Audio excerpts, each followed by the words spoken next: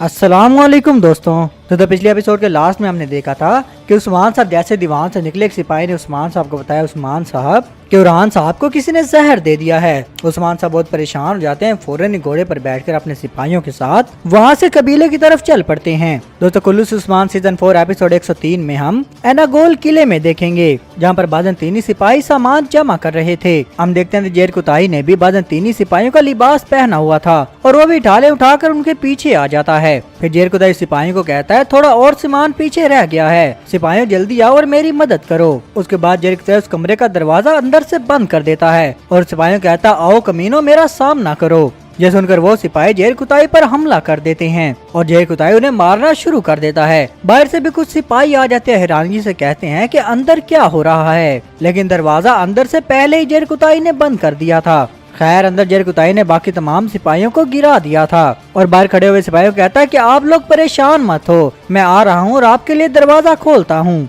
फिर जेर कुताई कुछ बारूदी ड्रम उठाता है और उसे कमरे के दरमियान में रख देता है। बाहर से दूसरे सिपाही मुसलसल कह रहे थे कि जल्दी दरवाजा खोलो। फिर जेर कुताई बारूदी ड्रम को आग लगाकर दूसरे दरवाजे से बाहर भाग जाता है और इसी वजह से वहाँ पर एक जोरदार धमाका होता है। उसके बाद हम उस्मान साहब को देखेंगे, वो अपने बेटे की खबर सुनकर बहुत तेजी से वापस कबीले की तरफ ही जा रहे थे। उसके बाद हम काई कबीले में देखेंगे, जहाँ पर मालून खातून अपने बेटे उरहान के पास बैठी हुई थी। अपने बेटे की हालत पर मालून खातून बहुत ही उदास थी। इतने में वो देखते हैं कि कबीले के ढोल बजने लग जाते हैं। हम देखते हैं थोड़ी देर बाद उस्मान साहब भी खैमे के अंदर आ जाते हैं और मालून खातून उस्मान साहब के गले लगकर रोने लग जाती हैं। लेकिन उस्मान साहब मालून खातून को हौसला देते हैं और कहते हैं कि अल्लाह पर उम्मीद रखो। इतने में हम देखेंगे कि कुमरुल अब्दाल साहब भी थोड़ी देर के बाद कमरे के अंदर आ जाते हैं। फिर उस्मान साहब अपने बेटे उरहान के पास चले जाते हैं, जो कि अभी बेहोशी की हालत में था। फिर उस्मान साहब कुमरुल अब्दाल से पूछते हैं, कुमरुल अब्दाल अब उरहान का क्या हाल है? इस पर कुमरुल अब्दाल कहते हैं, उस्मान साहब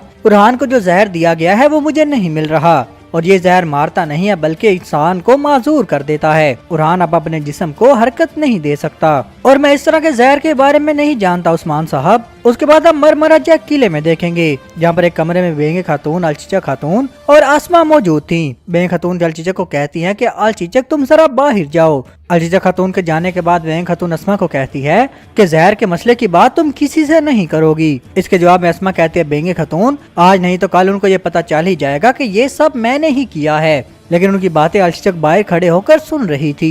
लेकिन बेंगे खातून अस्मा को कहती है कि तुम किसी से बात नहीं करोगी, उनको कभी पता नहीं चलेगा, वो हमेशा ये गद्दार को ढूंढते रहेंगे। इसके जवाब में अस्मा कहती है, लेकिन उरहान और अलाउद्दीन ने मुझे खैमे में देखा था। लेकिन बेंगे खातून गुस्से में कहती है कि तुम तो रोज खैमे में जाती हो, वो कभी भी तुम पर शक नहीं करेंगे अस्मा। लेकिन जो कुछ भी हो जाए तुम मेरा नाम नहीं लोगी। अगर कभी ऐसा वक्त आ भी जाता है तो तुम उन्हें आवजी या इस्मिहान सुल्ताना का बताओगी। ये सुनकर अलचीचक भी गुस्से में कमरे के अंदर आ जाती है और कहती है, अस्मा ये तुम भला क्या कह रही हो? अम्मा आप भी ऐसा कैसे कर सकती हो? फिर बेंगे खातून अलचीचक के मुंह पर हाथ रख लेती है और कहती है, बेटी खामोश हो जाओ, तुम यहाँ पर सब लोगों को जमा कर लोगी। लेकिन अलचीचक अस्मा से पूछती है, अस्मा मुझे बताओ कि तुमने गद्दारी क्यों की है? इस पर अस्मा कहती है, अलचीचक मुझे अपने भाई की हिफाजत के लिए ये सब करना पड़ा। दूसरी तरफ हम काई कबीले में उस्मान साहब को देखेंगे। मालून खातून कहती है कि एक माँ के लिए सबसे मुश्किल वक्त है उस्मान साहब। लेकिन उस्मान साहब कहते हैं, मालून जब तक उरहान के पास तुम जैसी एक माँ है ये बहुत ही जल्द ठीक हो जाएगा।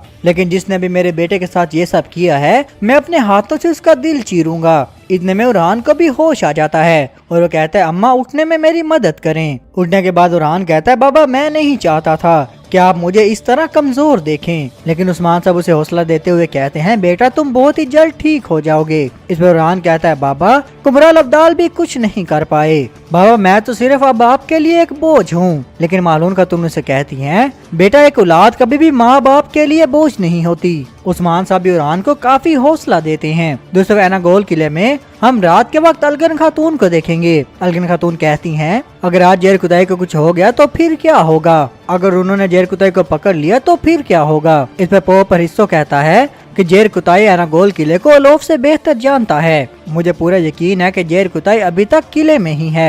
फिर अलगन खातून अल्लाह से दुआ करती हैं कि अगर जेर कुताई सही सलामत वापस आ गया तो मैं उसके लिए गोश्त और बहुत अच्छे खाने बनाऊंगी। इतने में जेर कुदाई कहता है, मैंने सुन लिया है अलगन खातून, तुम मेरे लिए गोश्त और बहुत अच्छे अच्छे खाने बनाओगी, अब तुम्हें अपना वादा पूरा करना होगा अलगन खातून। अलगन खातून भी काफी खुश थी और वो कहते हैं, जेर कुदाई तुम वापस तो आ गए हो, लेकिन जो तुमने अपनी क्या हालत बनाई हुई है। जेर कुदाई कहता है कि मैंने असले के गोदाम में धमाका कर दिया है और मैंने बहुत से सिपाहियों को भी मारा है, लेकिन अलगन खातून मैं इस बार भी शहादत हासिल नहीं कर पाया, इसलिए अब मैं तुम्हें भी तलवार का इस्तेमाल सिखाऊंगा। फिर वो अलगन खातून से पूछता है कि तुम्हारे काम का क्या हुआ। अलगन खातून कहती है कि मैं अलोफ से तो कुछ नहीं जान सकी, लेकिन ये बात मैंने सिपाहियों से सुनी है कि एनागोल के आसपास के कौन कौन से गांवों में हमला करने वाले हैं। मैंने उन कबीलों का नाम अपने दिमाग में याद कर लिया है। इस पर जेर कुदाई कहता है, तो फिर हमें फौरन ही सरदार को खबर देनी चाहिए, लेकिन अब इनके पास जंग के लिए बिल्कुल हथियार ही नहीं है। उसके बाद हम अलोफ को देखेंगे। जब उसे पता चलता है कि हथियारों वाले गोदाम में आग लग गई है तो वो काफी गुस्सा करता है और कहता है कि किसी ने आकर मेरे तमाम हथियार तबाह कर दिए और फर्दी तुम कुछ नहीं कर सके, मुझे बताओ कि ये सब किसने किया है। फिर वो फर्दी के गले से पकड़ लेता है और कहता है, फर्दी क्या तुम मेरी जान और मेरे किले की हिफाजत नहीं कर रहे थे? अब तुम ही उसे तलाश करोगे। मुझे पूरा यकीन है कि इसमें भी उस्मान के साथियों का हाथ है। अगर तुम उस आदमी को ना ढूंढ सके तो तुम सब भी मारे जाओगे। जब फर्दी वहाँ से चला जाता है तो दान वहाँ पर आ जाता है और कहता है, अलोफ एक खबर आई है, एक तुर्क कारवां बाज़ंतीन जा रहा है और इस काफिले में बहुत सारा सामान लेकर जाया जा रहा है और वो कल सुबह एनागोल किले के पास से ही गुजरेंगे। उसके बाद हम मरमरा जैक किले में देखेंगे जहाँ पर अलचीचा खातून अपने कमरे में उदास बैठी हुई थी। उसके बाद बेंगे खातून भी उसके पास आ जाती है। बेंगे खातून अलचीचा खातून को कहती है, मेरी प्यारी बेटी, लेकिन अलचीचा गुस्से में कहते हैं, मुझे अपनी बेटी ना कहिए, आप इतना बड़ा जुल्म कैसे कर सकती हैं वालदा, मुझे बताएं। ये सुनकर बेंगे खातून उसे थप्पड़ मारने के लिए हाथ उठाती है, लेकिन अलचीचा खातून उसका हाथ पकड़ लेती है और कहती है, आप अपनी हद में रहें, आपको मुझे मारने का कोई भी हक नहीं है क्योंकि इस दफा मुजरिम आप खुद हैं। लेकिन इसके जवाब में बेंगे खातून कहती है, अलचीचक मैंने कुछ नहीं किया, ये तो उस इस्मेहान सुल्ताना ने किया है, उसने मुझे इस्तेमाल किया है। लेकिन अलचीचक कहती है, मुझे शुरू से बताएं, क्या आपने अस्मा को एक जासूस के तौर पर इस्तेमाल किया था? इस पर बेंगे खातून कहती है, मैंने तो सिर्फ हवेली की खबर रखने के लिए अस्मा को हवेली में भेजा था। इस पर अलचीचा खातून कहती है, आपने उसे उसके भाई की भी धमकी दी थी, मुझे बताएं कि आप शुरू से इतनी बुरी थी वालदा।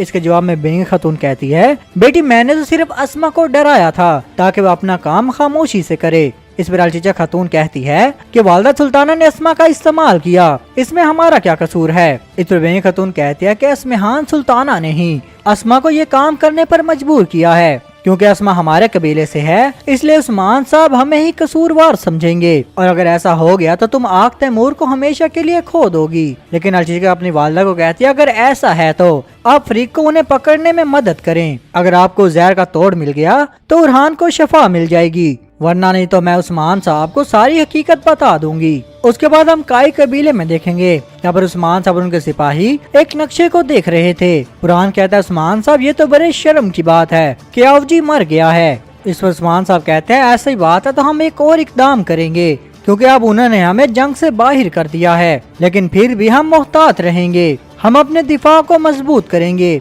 इतने में हम देखते हैं कि तुर्गुत साहब भी वहाँ पर आ जाते हैं और वाते कहता है, उस्मान साहब आपका बेटा जल्द ही ठीक हो जाएगा। उस्मान साहब भी कहते हैं, वो पहले से भी ज्यादा मजबूत हो जाएगा। इस पर तुर्गुत साहब कहते हैं, उस्मान साहब लेकिन आगे आने वाला इम्तिहान ज्यादा आसान नहीं लग रहा। इस पर उस्मान साहब कहते हैं, वो ये समझते हैं कि नाइमान की फौज सीधा ही पूरी ताकत के साथ उन पर हमला करेगी, लेकिन नाइमान गिरोहों की शक्ल में हमला करेगा। वो शुमाल से जानदार पर और जनूब से करासी बे पर हमला करेगा। वो समझते हैं उन्हें जो मालूमात मिली हैं वो सिर्फ एक जाल है, लेकिन हम अपना दिफा मशरिक से नहीं करेंगे बल्कि शुमाल और जनूब से करेंगे। फौरन शाहीन बे और दमीर खान को खबर भेजो, वो सरदार हमें 1000 घुड़सवार देंगे, वो शुमाल में उन पर हमला करेंगे और वो ये भी जान लें कि कोई भी सिपाही 10 नौकरों को मारने से पहले शहीद नहीं होगा। इस पर तुर्गुत साहब कहते हैं कि बाकी जो नौकर जनूब से आएंगे उनको मैं मार दूंगा उस्मान साहब। इस पर उस्मान साहब कहते हैं, तुर्गुत साहब नहीं, आप हमारे साथ नहीं आएंगे